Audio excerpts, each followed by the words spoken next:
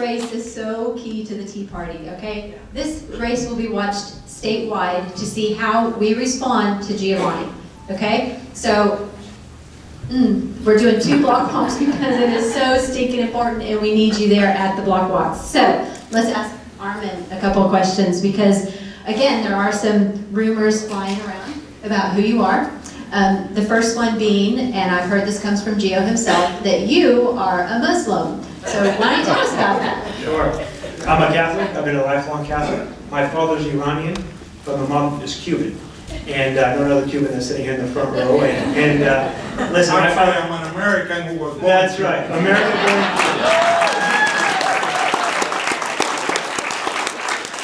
Bottom line, my story is this. My father, when he was 17, he left Iran, a country that was oppressing its people for the exact same reasons that I'm running. Oppressing its people from the ability to vote for whoever you want to vote for. Oppressing its people from the ability to practice whatever faith you want to practice. And so at the age of 17, my father left Iran, came to Kansas, where I met my mom. And he's been a Catholic ever since he could be a Catholic. And so have I. In fact, my daughter was baptized this past weekend on Saturday.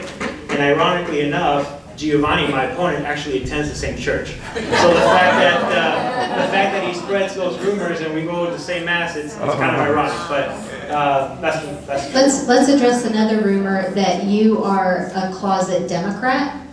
Yeah. So I've been a conservative Republican ever since college. I've been very upfront. Listen, when I was in college, a teenager, I interned for members of both sides of the aisle. I interned for a Republican. I interned for a Democrat. And life experiences ultimately make you who you are. I really believe that. And so, listen, I've seen what policies work, what policies don't. And the minute that I interned for the Democratic senator, that's when I realized, listen, I'm a Republican. And I knew that the first day that I finished the internship with her. It was a 4-week internship. And so, listen, my experiences as a husband, as a father, as a city council person, I've served as a Republican precinct chair the minute that I was able to do so when I came to Texas. My first vote in a Republican primary was actually for Ted Cruz when he was down on the polls. I've served as a state delegate for the Republican Party. I've been appointed by Governor Greg Abbott last year. And my record as a city council person, and I can attest, I know there's folks here on the crowd that live in Keller, it's been a conservative record. We've lowered the tax rate. That's right, Brenda White's precinct chair, she attests. And we've lowered the tax rate each and every year. One of the things that I introduced for the first time in 30 years in Keller was an increase to the homestead exemption. And we did that. We went from 1% to 8%, lowering the dependency on property taxes. I authored an ethics policy, a page that are 17 pages long. I had no staffers write it. I literally wrote the document myself. And so when you look at policies and our records, I'm very proud of my record. I'm very proud of my prior experiences because it's made me into the person that I am. If Ronald Reagan, this is a joke by the way, but if Ronald Reagan became a Republican at the age of 55 or whatever, imagine how much more Republican I am when I'm 55, 25 years from now. Okay, well my next question was, how do we know, like it was heartbreaking for a lot of us in this room to watch Gio turn on us. And how do we know that you won't do the same? And I think you just kind of addressed that. Yeah, bottom line, you either stand for principle or you don't.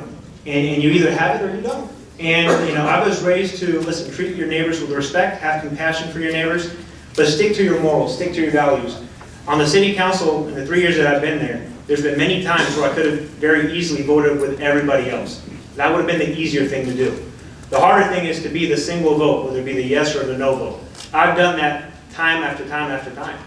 And so bottom line, when you get to Austin, I know that you're going to get pressure from the lobbying crowd. That's expected. What's not expected is for you to stand your ground. I believe in the simple notion that when you campaign, you ought to govern as you campaign. 6 years ago when Giovanni came and spoke before you, when he knocked on my door, he said he was going to lower taxes. He said he was going to address Robin Hood. He said he was going to do something about immigration.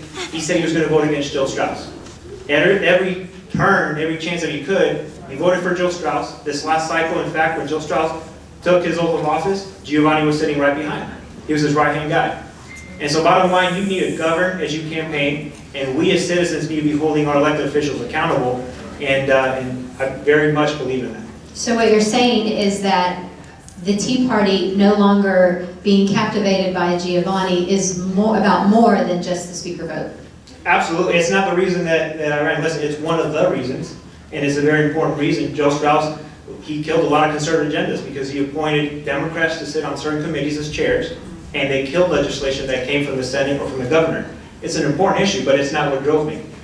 Our dependency on property taxes right now as a city council person, when I have people tell me, hey, listen, I'm being priced out of my house, 60% of your bill is schools. We got to repeal Robin Hood. I think we got to get away from a reliance on property taxes. I like to see a shift to a consumption method. So whether you own a home, whether you rent, whether you visiting the state or doing business, everybody's contributing to the system, less a dependency on you. We have to repeal and fix Robin Hood if you really want to fix the tax issue. And when it comes to immigration, we got to continue to throw money at the border as we've done, $800 million. But one of the things that my opponent hasn't done is get rid of the magnets which entices and draws illegal immigration. Things like free healthcare for illegal immigrants or in-state tuition. We got to get rid of these things. In the 6 years he's been there, when he knocked on your door, he said he was going to do it. Time's up. All right, time's up. Not for you. I have one more question. Tell us about how your campaign's going at this stage in the game. How do you feel about it? It's going great. I'm really excited. We've had mailers that already been dropping in the district. We're knocking doors, and that's the way to do it. That's how I did it as a city council person when I was an unknown in Keller, and I know that you're right. It's when you knock on doors and that one-on-one interaction, that's really how to get voters. And so it's really important. We've got a team. We're out knocking. I'm knocking. No one's going to outwork me this cycle. I can tell you that. We announced it September 20th, and there's a couple videos, so I can't tell how many doors we've knocked, but we've knocked on doors. Oh, tell them about when you showed up at the door at the same time. Yeah, there was actually an instance where I came to a house, and this is a true story. I pulled over, came across, I didn't look, I'm just looking at my list. I look up, and sure enough, it's Giovanni talking to the guy.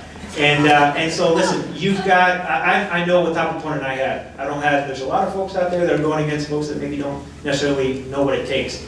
I know what I'm going up against.